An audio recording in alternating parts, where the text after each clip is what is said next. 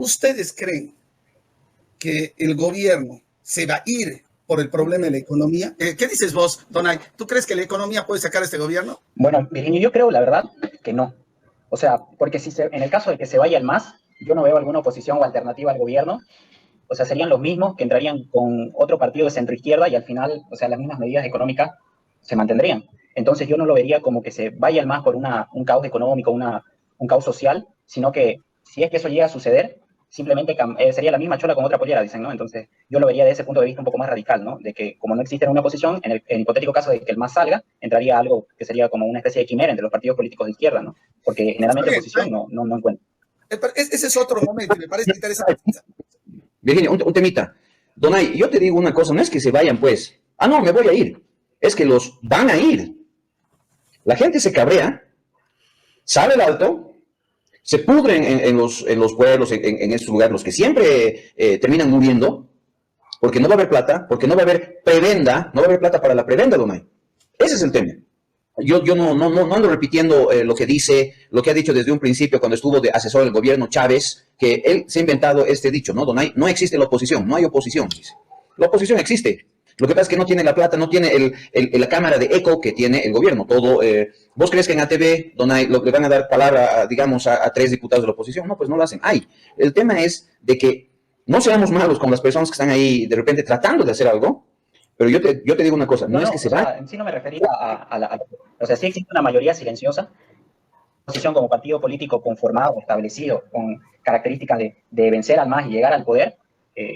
Sinceramente yo no encuentro ninguno, ¿no? Incluso dentro del trabajo académico que les mostré, intenté buscar un partido político que se asemeje a las políticas económicas que se tendrían que llevar a cabo para salir de esta crisis, y investigando sobre el partido no encontré ninguno, ¿no? Entonces, si es que se está formando, o sea, eso es lo que yo creo que Virginio va a entrar un poco más adelante, sería espectacular, ¿no? O sea, obviamente no, si la oposición existe, y la oposición es la gente, ¿no? Es el sector privado, es la gente de a pie, la gente común, la familia, pero la estructura política para llegar al poder y poder vencer en unas elecciones que pueden ser fraudulentas o tener los mecanismos necesarios para controlar todo el sistema de las elecciones y ver que no se haga fraude, eso todavía en Bolivia no existe.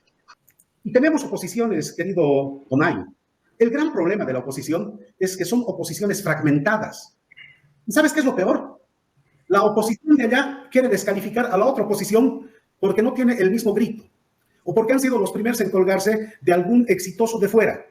¿Y sabes a qué me refiero? ¿Sí? Las imitaciones desde mi punto de vista, y te lo digo como individuo, son siempre caricaturescas. Ojalá que fuesen superaciones de esas expresiones. Entonces, yo quería decir eso, Virginio, los bolivianos tengamos la capacidad de construir unidad. Y para eso hay mecanismos, por supuesto. Yo no le voy a pedir a nadie que esté de acuerdo conmigo. No me lo pidan a primera. Vamos a consultarle a la gente. Pero no se trata, mira, Miguelito, nunca hemos tratado de convencer a nadie. Yo no trato de convencer a nadie, que estamos charlando, pero yo quiero hacerles escuchar esto, un canal de televisión. Escucha. Traer un celular. Voy por lo siguiente. Primero voy a responder una cosa que has dicho hace un rato, Virginio. Si este es un plan de estos, un plan maquiavélico para empobrecer digamos, a la gente, como para dominar, no, como cubanizar, digamos, a Bolivia y someternos. Yo creo que le das mucho mérito. Es muy buenito. Y está bien, es tu forma de ser, hermano, porque estos burros no saben de planificar nada. Les han dado, es lo que he escuchado. ¿Cómo les van a dar, por ejemplo, cómo van a aprobar créditos? Creo que de $700 millones.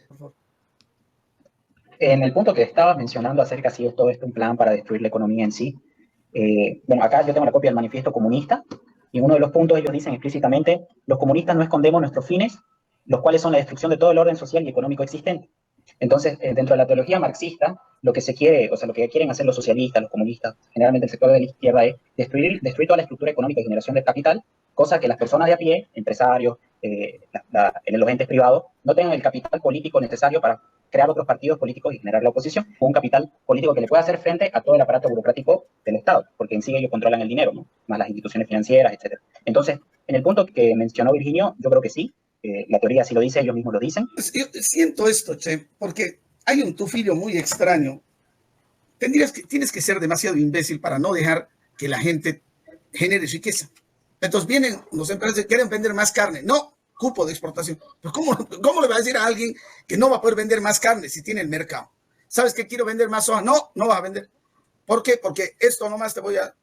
O sea, ¿En qué cabeza puede entrar esto? O sea, solo alguien que quiere destruir un sistema que puede ser muy precario. Toca el disertante sobre el socialismo del siglo XXI y el socialismo anterior, ¿no? La distinción que yo haría es que el socialismo del siglo XXI se instituye como una vía democrática. En Sudamérica el primer socialismo de este tipo lo vemos con Salvador Allende, ¿no? Que llega al poder con elecciones, no con una revolución como se hizo en la Unión Soviética, etcétera, digo, por la vía de la fuerza, sino por las elecciones. Y eso es lo que estamos viendo generalmente en el mapa sudamericano, latinoamericano, prácticamente en todo el mundo, ¿no? Que partidos de izquierda, socialistas o con tendencias comunistas un poco más radicales se meten en los gobiernos, pero por la vía democrática. Y ese es el gran peligro, ¿no? O sea, que parecen, como bien lo dice su mismo manifiesto, ¿no? Son un aparato destructivo total, que deberían ser considerados organizaciones terroristas por la violencia que ejercen, pero ellos se van por el tipo democrático. Y ese es el talón de Aquiles que tiene generalmente la derecha, las personas que piensan que porque vienen por elecciones y son elegidos democráticamente, son menos radicales o algo así por el estilo, pero en sí el mismo fin es la destrucción, como vos decías, Virginia. Sí, pero yo quiero aclarar una cosa, por lectura, porque doy clases de esto además. Sí, te voy a invitar a que lo leas detalladamente el manifiesto comunista y hacen una explicación de cómo surge el Estado. Y dice, el Estado es un aparato represivo. Y explica además, y dice que le quita a la gente el derecho de tener las armas, de protegerse, porque todos en la comunidad primitiva eran guerreros. Los desarma y crean fuerzas especiales represivas para garantizar, dice, los privilegios de los dueños del Estado. Entonces, cuando decimos las cosas aisladas, les podemos hacer decir lo que quieran.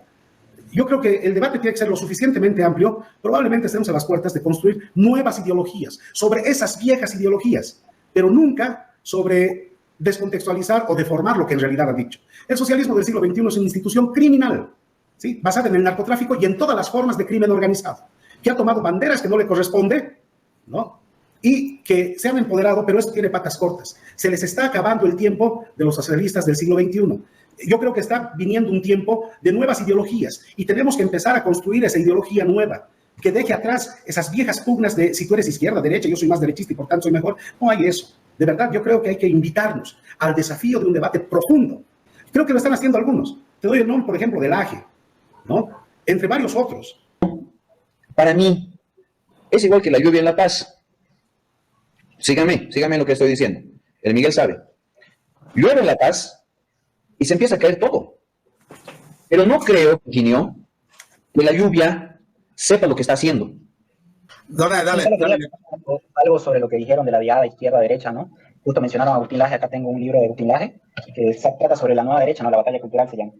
En él se plantea que la izquierda ha tomado el relato, ¿no? Y la derecha se ha dedicado a decir datos y datos y datos, y al final a la gente no, o sea, si bien lo recuerda el dato ese rato, después se lo olvida y lo que prevalece es el relato, y eso es lo que se ha encargado de hacer la izquierda.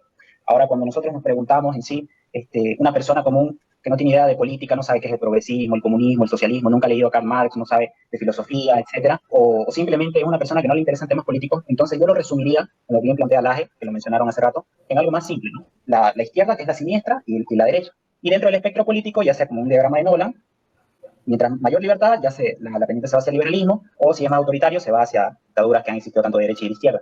Pero pensar que a la extrema izquierda o a los izquierdistas se los combate con un centrismo, eso sería algo muy inocente, ¿no? Porque generalmente a unas situaciones extremas como son los regímenes de izquierda se los tiene que combatir de la misma manera, ¿no? No nos vamos a enfrentar a alguien con arma, con flores, ¿no? Con abrazos. Entonces, obviamente, desde el punto de vista intelectual, etcétera, yo pondría a la izquierda y la derecha no como ideologías, porque la izquierda y la derecha no son ideologías. La izquierda y la derecha son simplemente lugares. Y dependiendo de cómo nosotros pensemos o qué valores morales tengamos, nosotros nos ubicamos tanto a la izquierda o a la derecha. Las ideologías se ubican dentro de ese aspecto. Entonces, se ha demonizado tanto el término de derecha que la gente le da vergüenza decir yo soy de derecha. O ni siquiera sabe qué es izquierda y derecha, pero sabe que los extremos son malos y no soy de derecha ni izquierda y se dice yo soy de centro. Entonces, esa tibieza nos lleva a la inacción. Es decir, no meternos en la política real. Entonces, nos inhabilita. Entonces, lo que yo propongo es entender el espectro político de esta diada como una posición que la gente toma frente a los fenómenos, ya sea tecnológicos, sociales, etc. ¿Ustedes creen que el gobierno se va a ir por el problema de la economía? ¿Qué dices vos, Donay? ¿Tú crees que la economía puede sacar a este gobierno? Bueno, yo creo, la verdad, que no. O sea, porque en el caso de que se vayan más, yo no veo alguna oposición a la alternativa al gobierno. O sea, serían los mismos que entrarían con otro partido de centro izquierda y al final, o sea,